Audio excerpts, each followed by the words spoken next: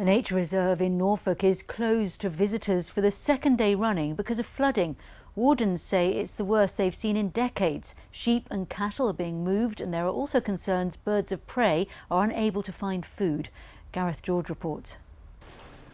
What's normally a stroll across the boardwalk became a wade through floodwater. The Hawk and Owl Trust Reserve swamped. From this to this. We have exceptional levels of water at the moment. It's unprecedented. We've never seen it like this ever. In 19 years that I've been in this property and managing this, I've never ever seen water levels like that. And as a consequence, we've had to close to the public.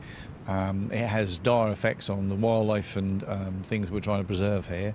Barn owls hunt small mammals, but the voles will have either drowned or moved. If the waters don't recede, it could be a struggle to find food.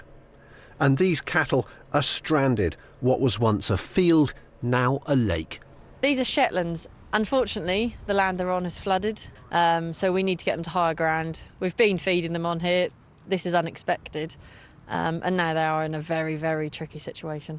The Hawk and Owl Trust says the reserve has flooded more often in recent years, ever since the Environment Agency began work to reinvigorate the nearby River Wensum, an internationally important chalk river habitat.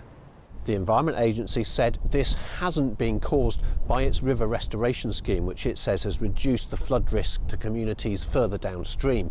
It says 70 millimetres of rain fell here in just 24 hours. It's seen the highest water levels in the River Wensum since 1993, and it says the reserve here is on low-lying ground within the natural floodplain.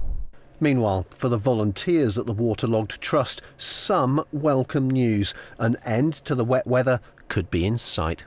It's looking fairly dry for the rest of January in general, so it could be the fact that actually we don't see much more rain, and actually by the end of January it could work out near average for the month as a whole. The trust relies on donations. Every day it's closed, it loses money. If it continues to flood like this regularly, it says its future could be threatened. Gareth, BBC Look East.